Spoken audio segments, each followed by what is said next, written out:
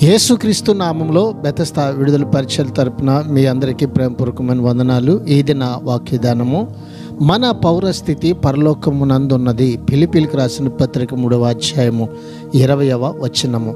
విశ్వాసులు ఈ లోకంలో ఉన్నారు, కానీ ఈ లోకానికి చెందిన వారు కారు. వారి నగరం, వారి దేశం పరలోకంలోనే ఉన్నాయి.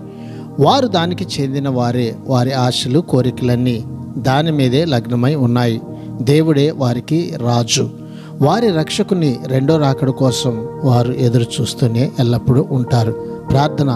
మహాపరిశుద్ధుడా, మహోన్నతుడా, జీవాధిపతి, మా మంచి యేసయ్య, నీ యొక్క మహాకృపను బట్టి ప్రేమించి అయ్యా మరొక నూతన దినాన్ని మాకు ఇచ్చినందుకు నీకు వందనాలు, స్తోత్రాలు చెల్లిస్తూ, ఈ లోకము మాకు శాశ్వతమైనది కాదు, కానీ పరలోకమందు మా కొరకు దాచబడినటువంటి మా ఉన్నతమైన స్థితిలో మేము పాలిభాగస్థులముగా ఉండునట్లుగా ఎదిగో ప్రభువా, అన్ని విషయంలో ఈ భూమి మీద నీకు నమ్మకస్తులుగా జీవించేటువంటి కృపని ఈ దినమున నీ ప్రజలమైన మాకు అందరికీ దయచేయమని యేసు పరిశుద్ధ నామంలో ప్రార్థించి అడిగి వేడుకుంటున్నాము తండ్రి.